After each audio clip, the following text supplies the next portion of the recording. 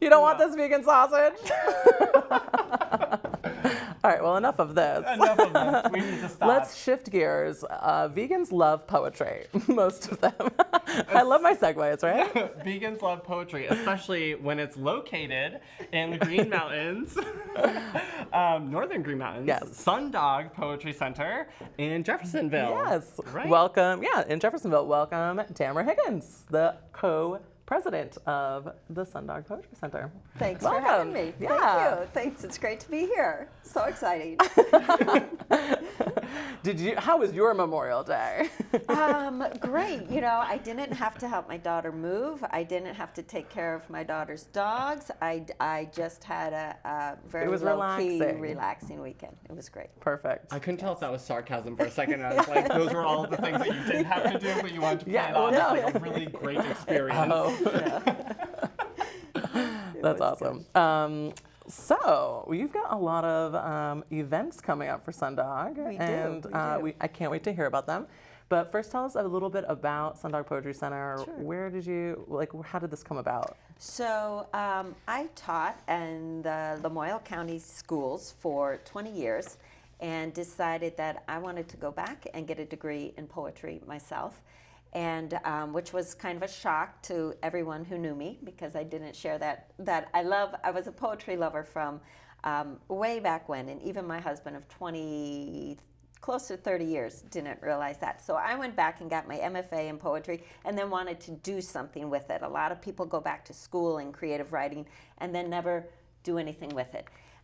With their degree. And so I was pretty adamant that I was going to do something. And I stopped teaching and started this nonprofit business. And what we do is all sorts of things with poetry, retreats and kids camps and publish books and host readings and just pretty much if it has to do with poetry, we're willing to do it. Well, congratulations for coming out of the poetry closet and now being open about your love for poetry. Step, believe it or not. Yeah. It often is Yeah. when you are not truthful about your interests. Yeah, it's so true. So when did that closet case love of poetry start? When I was very, very young, I always kept a journal, even in elementary school, and I would write poetry.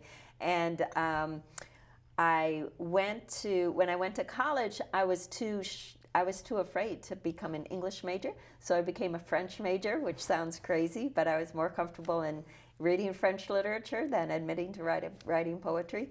So it was a love of mine all my life. And then my daughters grew up, they went to school, they went and followed their passions, and I said, it's about time I did too. So they were my inspiration, I would say. That's awesome. And you've come so far with, you were the past president of the Vermont Poetry Society, correct? Mm-hmm. You've a published poet now. Yes, yep. I have a book and a chapbook, and there's a new book of Vermont contemporary poetry coming out with Green Writers Press, edited by the current poet laureate Chard Deniord and the past poet laureate Sidney Lee. And I've got two poems in that book, so along with a lot of course, Vermont poets. So that's very exciting too. And I know that so Sundog has a book coming out from down in the southern part of the state in Brattleboro, correct? We do. Just next weekend, Friday, June 2nd, we have a big book launch for Pamela Spiro Wagner's new book coming out that we are publishing with Green Writers Press. And that's called Learning to See in Three Dimensions. And she's a fascinating woman. She has a autobiography published with her twin sister. Pamela has been diagnosed with schizophrenia, and her identical twin sister is a psychiatrist. And they have an autobiography that they have published together. And this is Pamela's second book of poetry that we're publishing, her first book with her artwork. That is just fantastic. So next week is our launch in Brattleboro. That I'm really excited about. That's exciting. So that's so Friday night, you said? Friday night in Brattleboro at Hooker Dunham Theater and Art Gallery. Yeah, Theater and Gallery. So we'll have her art, and she'll do a reading as well. So And that sounds like a really interesting story, like It's- meshing those two lives into one. it's- The dichotomy there, that's like And fascinating. her poetry she has no holds barred with her experiences in the mental health community, and her poetry is incredibly powerful. I can't wait for the world to hear it. Yeah. See it. Yeah. Well, maybe we'll have her on on a future episode. That'd be great if she can make the trek up. Yeah. Well, we could talk about it later. Yeah, let's do it. So, talking about like the journey of poetry and how everyone gets in, did you have a favorite poet growing up or a poet influence moving forward? That's always a really, really difficult question for me. And I was actually at a poetry retreat a couple weeks ago, and that question came up. And I'm going to probably answer with kind of a strange answer. I am fascinated with Robert Frost's Dark Side, and I love Robert Frost and I love Edgar Allan Poe. And one of the best workshops I ever took was a comparison between Robert Frost and Alfred Hitchcock, and how much similarities they have, and their fears and their anxieties, and they're very similar in their creative process. So a lot of times when you say Robert Frost, the wonderful Sigh. nature Vermont poet, he's actually has this incredible deep dark side that that's the piece I'm fascinated with. And Whitman, I always go back to Whitman if I really want to, expand what I'm doing. This is interesting because I do know, I have the luxury of knowing Tamra outside of Emoji Nightmare, and having read some of your poems in the book that you did based on your father's journey in the Korean War. I can totally see your fascination now with the dark, because some of those poems are so dark, and it's like it's interesting. Well, it's life. Yeah, it's true. It's very true. But, Not today. Not today. We're happy bright. today. But yes, that's great. Yeah. Yeah. You've got some events coming up besides Pamela Spiro Wagner's event. We have this great new retreat we're doing, and it's food and poetry, two things the mouth loves. And Will there be vegan sausage? No, probably not. But there will be amazing Syrian food, because we have hired a Syrian chef who will present a special cuisine, and all the poetry will be around food poetry and writing. There's a lot of poetry about food out there. It's sensuous, it's satisfying. There's a lot to write around food. I think our intro it was totally perfect. It was right? perfect. Yes. And a third person who will be involved are our poets Neil Shepherd, and then we also have an anthropologist who will take us through Mideastern cultures, and so it's kind of a 3-part poetry retreat this coming weekend. I'm hungry June now for 6th. some Syrian. My mouth is ready for Yeah, that. yeah. And It we should love be it. fabulous. Yeah. And so that's this weekend. Actually, the 3rd and the 4th. Okay. Yeah, Saturday and Sunday. Yep. Yeah. And that will be in Huntington. It will be at Fielder Farm. Yes. Perfect. Yeah. So if someone's interested, Please, sundogpoetry.org or sundogpoetry@gmail. awesome. Yep. Now, I'm really excited about something that I was perusing on your website. Okay. Let's talk a little bit about Justice and Poetry for All. When does that start? So this is the biggest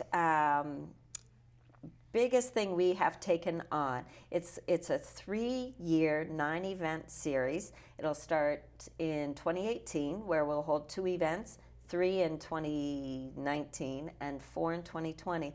And it's all, the whole Justice and Poetry for All came about post-election, where we really felt like we wanted to do something with social justice, because we saw that was soon going to be lower on the priority scale, perhaps, for our country. So anyway, we are holding 9 events, and we're going to focus on marginalized populations, and those will be women, children in poverty, the incarcerated, immigrant laborers, people of color, Abenaki, refugees, LGBTQ,